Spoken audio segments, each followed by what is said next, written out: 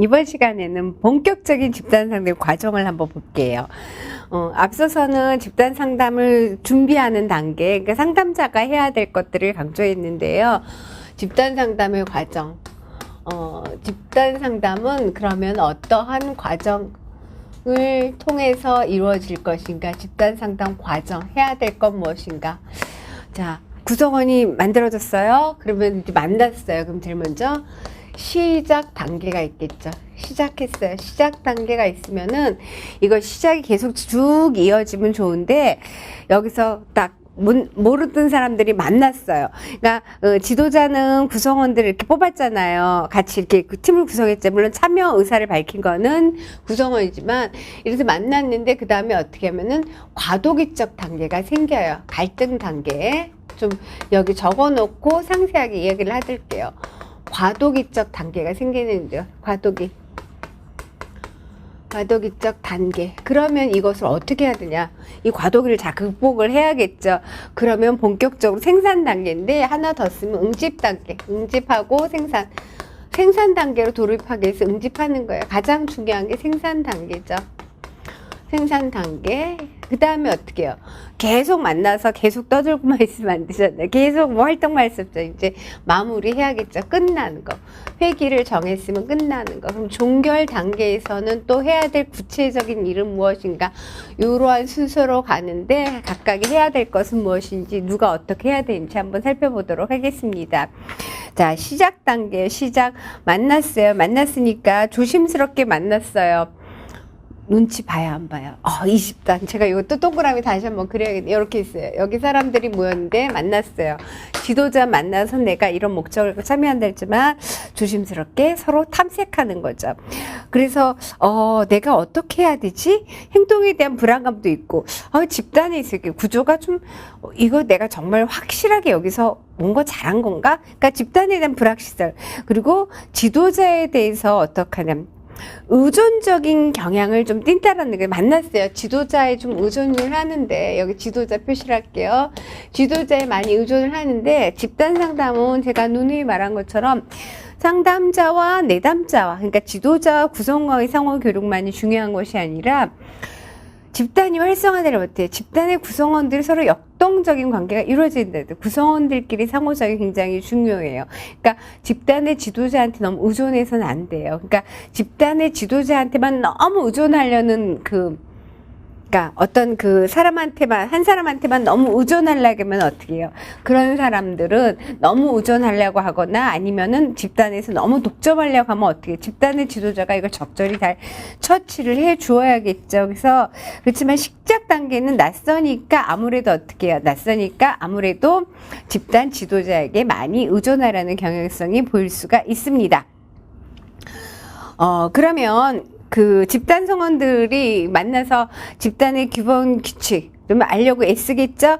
그리고 자기가 어떤 역할을 해야 되는지, 그리고 주변을 잘 탐색하는 시기라고 볼 수가 있어요. 그리고 여기서 집단 지도자한테 의존하는 경향이 나타나게 된다라는 건 뭐예요?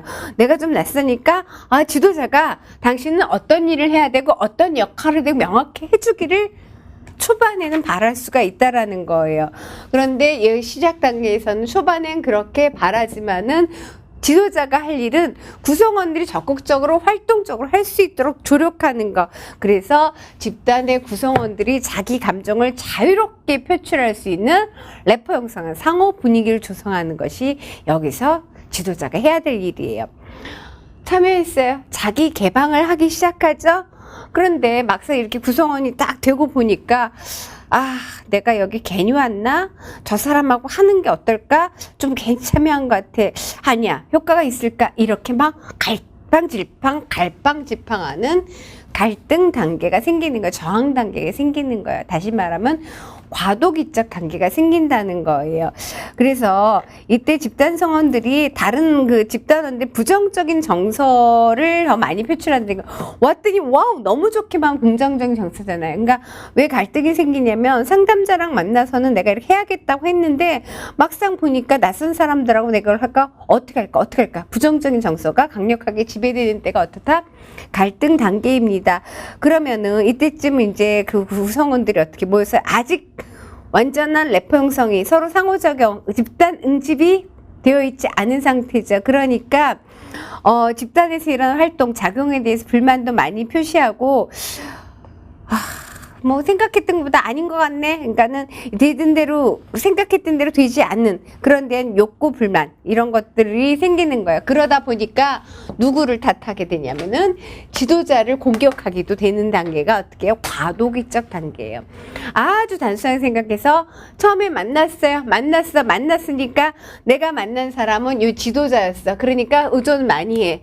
그러고 나서 이제 들어와서 참여 시작하고 자기 노출하면서 상담을 하는데 저 사람들하고 하는 게 좀 멋쩍기도 하고 이런 부정적인 감정 생겨요. 그리고 이 행동이 마음에 드는 것도 아니 이 활동이 그러니까 어떻게 이 집단의 지도자가 도대체 뭐 하는 거야 이렇게 집단 지도자를 공격하는 그런 행동이 나타나기도 하는 시기가 과도기적 단계 갈등 단계입니다. 그래서 여기서 이제 3번에 그랬어요. 일반적으로 사람들은 지도자가 계속적으로 시종일관 지도할 거라고 기대를 갖고 집단에 참여했다는 거예요. 근데 집단 상담은 그건 아니라고 그랬죠. 처음에는 주도적으로 지도자가 이렇게 멤버를 구성했지만은 더 중요한 건 뭐예요? 구성원들끼리 상호작용이라고 생각하는데 낯서니까 왜 지도자 강력하게 이끌어주지 않느냐? 그러니까 불만이 축축축 나오는 단계, 과도기적 단계예요. 그리고 집단 성원들 간에 서로 의견 충돌도 많이 생기고 그러면 이게 잘 극복될 수 있도록 집단 지도자가 이끌어 주어야겠죠. 집단의 지도자, 구성원들 간의 저항, 방어에 즉각적으로 개입해서 이를 해결할 수 있도록 하는 능력을 발휘해야 되는 것이 갈등 단계에 지도자가 해야 될 일이에요. 그 단계가 넘어가면 이제 비로소 응집 단계가 생기는 거죠.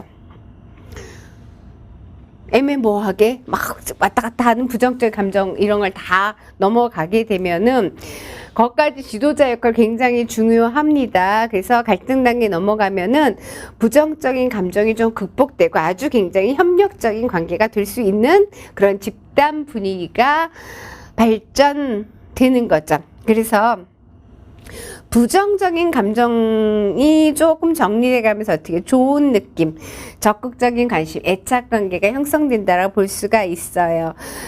그래서 서로 간에 의사소통을 잘 원활하게 할 수가 있고 서로 간에 집단의 발달에 도움이 되는 상호작용을 잘 할 수 있는 응집력이 생겨요. 그러면 이 단계에서 발달 응집성은 이제 내가 만족하는 것뿐만 아니라 다른 사람에 대한 호감을 사려는 경향에서 생기기도 한다라는 거죠. 그래서 내가 응집성이 생긴다는 건 우리가 어떤 그룹에 참여한 사람으로서 상담이 아니더라도 어떻게 서로 낯설다 눈치 보다가 내가 괜히 이 사람들 이 집단 이 그룹에 참여했나 라는 갈등이 생기다가 그걸 넘어서면 어떻게 좋아요. 좋은데 내 자신이 만족해 좋지만은 타인에게 좋게 보이려고 하는 행동이 있다라는 거예요. 근데 그것만이 아니라 그건 완전히 생산적인 관계가 되지 못한다. 상담이란 있는 그대로 나를 보여주는 게 중요하고 피드백도 어떻게 해요? 긍정적인 피드백이든 부정적인 피드백은 다 주고받을 수 있는 집단이 응집력이 높은 집단이라고 그랬어요. 응집력이 낮은 집단은 부정적인 피드백은 잘 안 한다고 했어요. 왜? 서로 상호 신뢰하지 못하기 때문에. 그런 것처럼 응집 단계에서 아직 생산적이라고 보지 못해요. 이걸 넘어서면 그 다음에 어떻게 해? 생산 단계. 그래서 일반적으로 집단 상대 과정 보면 시작, 갈등, 생산, 종결 이렇게도 얘기를 해요. 그래서 생산 단계 가면은 집단 성원들이 여기서 갈등의 직면에도 그것을 취급하는 방법을 학습했다 그랬어요. 이제 생산 단계, 응집이 완전히 잘 돼서 상호 교류 잘할 수 있는 단계예요. 그래서 어떤 갈등 상태가 돼도 그 갈등 상태를 맞닥뜨리게 돼도 이것을 잘 해결할 수 있는 방법을 학습하게 되는 단계 이렇게 볼 수가 있어요. 그리고 행동에 대한 책임을 질 수 있고 집단의 어떤 문제 해결에 적극적으로 참여할 수 있는 이런 단계가 된 것이 생산 단계입니다. 그러니까는 개인 간의 원활한 상호작용이 엄청 중요해요. 이래서 서로 간의 상호작용에서 결국 인사이트, 통찰을 할 수 있도록 하는 단계가 생산 단계예요. 그래서 굉장히 중요한 단계가 되겠죠. 집단원들 간의 유대관계가 어떻게 밀접한 단계, 그것이 생산 단계입니다. 이렇게 하면 제가 계속 누누이 얘기하는 건 피드백, 주고받는 거, 상호작용이란 뭘 서로 간에 있는 그대로 주고받는 거예요. 피드백, 긍정적이든 부정적이든 피드백을 원활하게 주고받게 되는데 그러다 보면 이러한 상호작용하는 것 자체가 어떻게 해요? 어떤 바꿔줄 수 있는 교정의 그 경험이 된다라는 거죠. 그러면 내가 나를 진정으로 이해하고 타인을 이해한 능력을 개발할 뿐만 아니라 나를 진정으로 이해되고 통찰할 수 있고 그러다 보면 행동 변화를 가져올 수 있게 하는 단계가 생산 단계입니다. 하지만 여기서 해서 생산 단계라고 해도 모든 것이 다 행동이 확 변하는 건 아니죠. 상담을 했다 모든 게 확 변하는 건 아니죠. 그러면 어떻게 해요? 이제 회기가 정해진 대로 종결을 해야 돼요. 그래서 종결 단계에서는 일단 바람직하지 못한 행동은 버리고 새로운 행동을 할 수 있도록 학습한 단계예요. 근데 거기서 학습했다 끝난 것이 아니라 앞으로 향후에도 학습한 내용을 계속 할 수 있도록 해주는 것이 중요하겠죠. 그래서 그 행동을 학습했다면은 어떤 소기의 목적이 달성되었기 때문에 종결을 하게 됩니다. 그러면은 이 단계에 돌입하면 처음에 여기 집단 상담에 자기 노출이 있어야 되는데 이 단계, 종결 단계에 되면은 이제 자기 노출은 점점 감소하게 되겠죠. 뭐 자기 정보나 자기 경험을 많이 노출하지 않고 이제 점점 감소하게 됩니다. 그런데 문제는 뭐냐? 어떤 행동을 학습했어요. 끝날라고 하니까 10회기든 20회기든 만났어요. 일주일에 한 번씩. 근데 끝날라고 하니까 어떻게 해요? 그야말로 시원섭섭하는 거예요. 시원섭섭.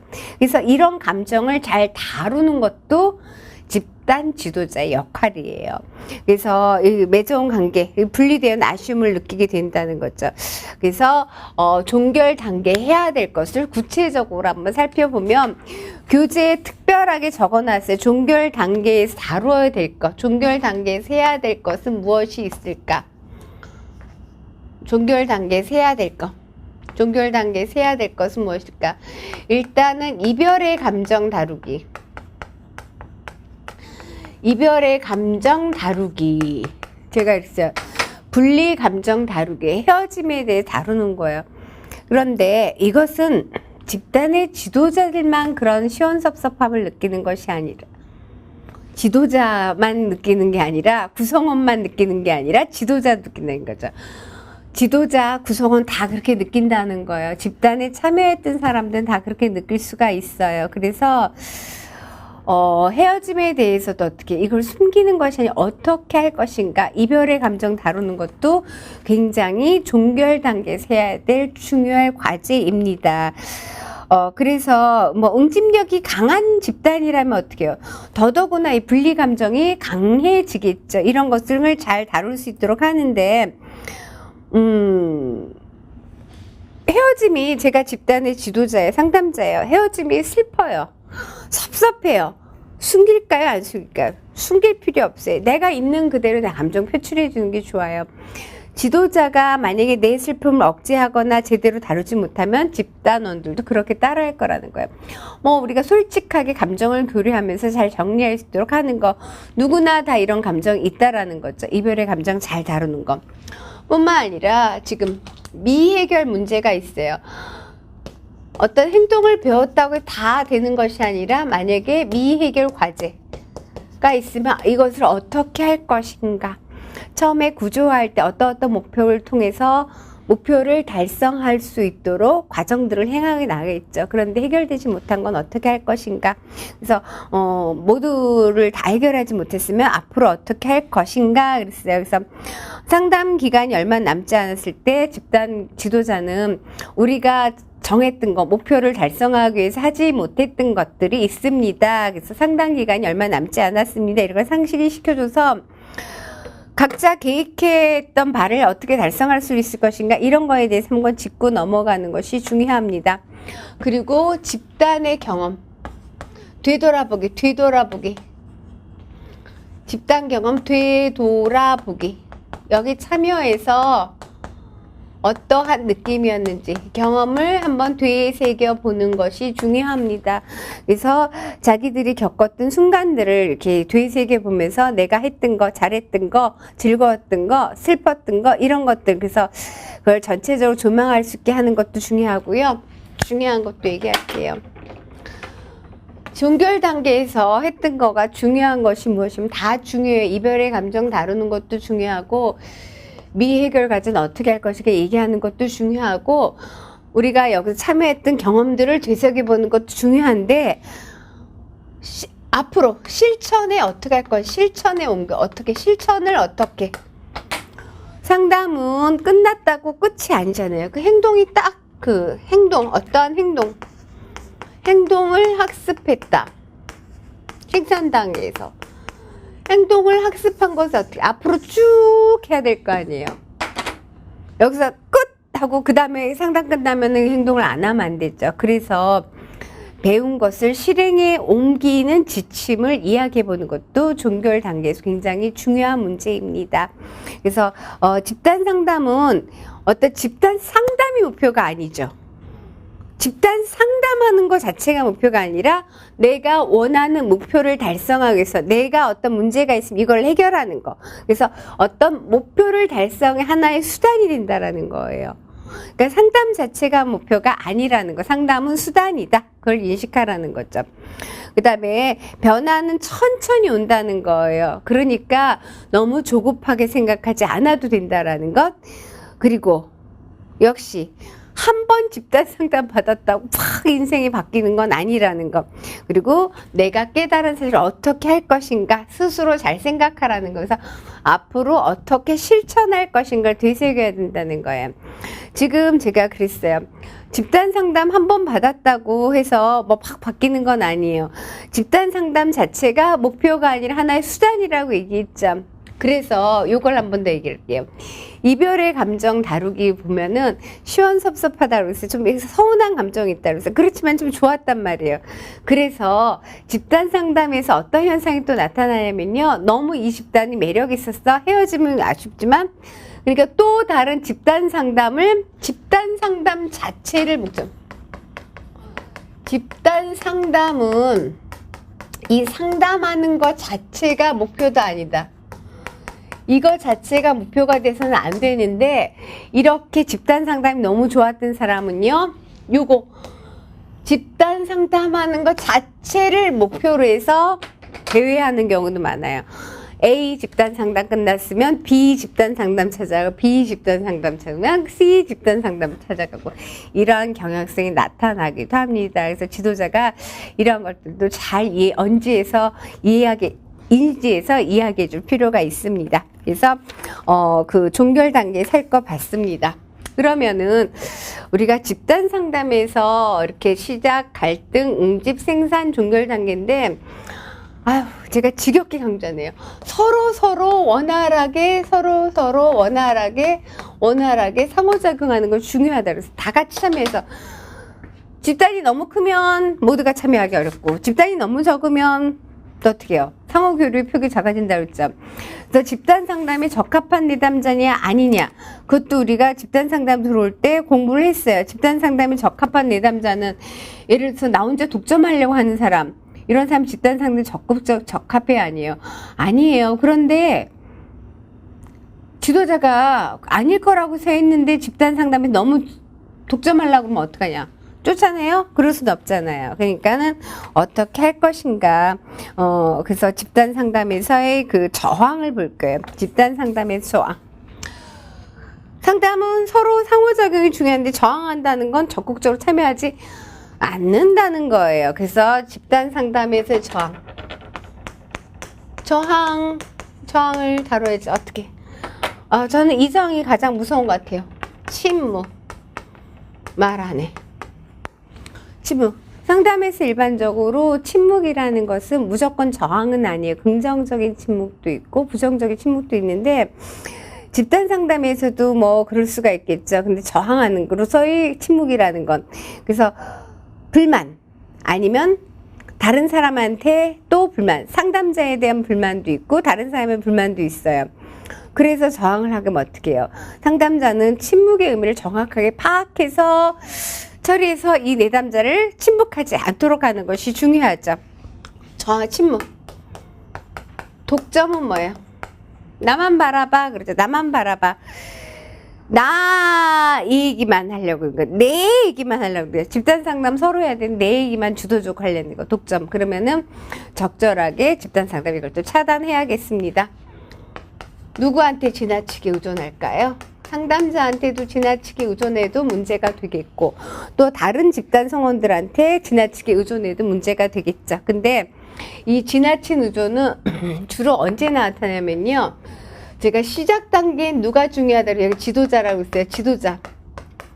지도자가 다 해주길 바란다고 했어요. 강력한 리더십을 발휘하기를 바란다고 했어요. 근데 집단 상담은 지도자 혼자만 이끄는 게 아니라고 했죠. 그러니까 불만이 생기고 저항 단계가 생긴다고 했죠. 갈등 단계가 생긴다고 했어요. 그래서 지나친 의존 그런 현상이 나타난다. 그 다음에 집단의 양립화라는 건 집단이 둘로 나누어지는 거죠. 집단의 양립화 아니면 소집단화. 너무 집단이 크게 되면 제가 하위 집단이 생겨서 집단 활동에 저해가 된다라고 그랬죠. 그래서 집단이 2개, 그 이상 분리가 되면은 전체적인 집단 역동이 이루어지지 못한다고 했어요. 하위 집단이 구성되면은 전체 집단의 활동을 저해할 수도 있다라는 거예요. 그 다음에 주지화, 방어기제로서의 주지화도 있지만 어떻게 해요? 주지화. 집단 상담에서의 주지화라는 것은 그러니까 주지화가 자체가 뭐냐면 방어기제로서 주지화, 지성아 얘기하면 어떻게 해요? 주로 청소년기에 많이 나타나는 그 방어기제인데 막 심리적으로 불안해요. 신체적으로 요동치죠. 그러니까 심리적으로 요동치죠. 그러니까 이런 불안을 지적 탐구를 통해서 막아보려는 것이 주지화, 방어기제 하는데 집단 상담에서 주지화는 뭐예요? 여기서 어떤 지적인 토론을 벌인다는 거예요. 그런 장소가 아닌데. 그런 현상이 나타나는 건 집단 상담의 저항으로 볼 수 있고요. 그 다음에 역사가 출현 이렇게 했죠. 무슨 역사? 무슨 역사? 개인의 역사겠죠. 그러니까는 이 역사가 출현은 개인의 역사. 근데 그 개인의 역사를 얘기하는 건 주로 독점, 그러니까 개인의 역사라는 건 개인 자기 이야기만 하는 독점이고요. 집단에서 일어났던 한 얘기도 하고 옛날 일만 자꾸 뒤죽이는 거예요. 그래서 여기 그렇게 써. 집단에서 옛날에 일어났던 일 또는 혹시 떠났던 사람 그런 것만 계속 뒤적이는 거. 역사가 출현했다. 역사가 나타났죠. 개인이 계속 되새기는 거야. 여기서 활동이라든가. 근데 개인의 얘기를 하는 건 독점이고요. 이 집단에서 일어났던 이야기를 계속 하는 것을 뭐다? 역사가 출현이죠. 그리고 지도자와 동일시. 이건 뭐냐면요. 집단 상담에서는 이 사람이 지도자라고 하더라도 이들도 다 어떻게 지도자 역할을 한다라고 그랬죠. 그런 지도자를 학습할 수 있다는 것도 집단 상담의 장점이라고 했어요. 그런데 다른 집단 성원에게 계속 질문하고 충고하고 본인이 지도자처럼 행동하는 거 이런 것도 문제가 된다는 거예요. 그 다음에 참여를 안 해. 소극적인 참여. 이건 또 큰 문제죠. 침묵하는 거 못지않게 문제가 될 수가 있어요. 그리고 습관적으로 불평해요. 불평불만이 많아요. 근데 이거는 학습된 거예요. 정말 언어가 부정적인 언어를 많이 쓰는 사람이 있거든요. 그러니까 습관적으로 계속적으로 불평을 하는 거죠. 그러면 어떻게 집단 활동에 저해가 되고 기분도 좋지 않죠. 그리고 상담은 감언이설 하는 거 아니에요. 감언이설 하는 거 아닌데 거기 보면 일시적 구원이라고 있어요. 일시적으로 고통에서 빠져나올 수 있도록 하는 거예요. 그러니까 교재에 그렇게 써놨죠. 반창고 붙이기 상처 싸매기 있어요. 그러니까 타인 고통 지켜보는 것이 어려워요. 그러니까는 일종의 가식적으로 괜찮아 잘했어 지시하는 거예요. 정말 이 사람이 상처가 있는데 그걸 갖다 일시적으로 감싸버리는 거죠. 그래서는 안 된다는, 그것도 제대로 된 것이 아니라는 거예요. 그리고 또 사실적 이야기를 역사가 출연해서 옛날 거 되새기는 것도 그렇고 내 혼자 얘기만 하는 것도 그렇지만은 느낌, 생각 이런 걸 말하는 것이 아니라 과거의 사건에 관해서 그냥 두서없이 사실 나요라는 거, 이런 것들도 그 집단 상담에서의 저항으로 볼 수가 있어요. 여기 지도자 동일시 하는 거 모양으로 어떤 게 있냐면 자기가 충고 일삼는 사람, 이것도 집단 상담의 저항이고요. 소극적인 태도도 문제지만 적극적인 태도, 여기서 뭐냐면은 부정적 감정을 갖다 직접적인 방식으로 다른 집단 상담자나 다른 대상이 직접적으로 표출하는 거예요. 어떤 게 적극적이냐면 내가 부정적 감정 아주 적극적으로 표출하는 거예요. 의존적 자세는 뭐야? 다른 사람을 막 보살피고 그 자신에 대해서 어떻게 대신 결정해 줄 거라고, 이렇게 다른 사람들이 나를 보살피고 대신 결정해 줄 거라고 하는 거, 그 의존이에요. 아니죠. 아니면 난 너무 잘났어, 우월한 태도, 이런 것도 아니고요. 그 다음에 여기서 아까 그 어떤 감정이라든가 이런 건 없이 사실만 나열하는 것도 문제지만은 너무 감정적으로 대하는 것도 안 돼요. 그러니까 인지적이고 이성적인 거, 합리적인 측면은 무시하고 전적으로 감정에 초점을 맞춰서 집단의 흐름을 방해하는 거, 이런 것도 문제가 되죠. 그러면은 지도자는 이럴 때마다 어떻게 적재적소에서 어떻게 독점하는 내담자를 지도자가 어떻게 잘 독점하지 않도록 하는 거, 그리고 너무 이렇게 충고 일삼거나 아니면 주지화하거나 이럴 때도 잘 이끄는 거, 이것은 집단의 지도자가 잘 해야 될 일입니다. 그래서 일단 집단 상담에서의 저항을 살펴봤고요. 다음 차시에는 그러면 집단 상담에서 어떤 기법을 하는지 한번 살펴보도록 하겠습니다. 이 시간은 여기까지 하도록 하겠습니다. 고맙습니다.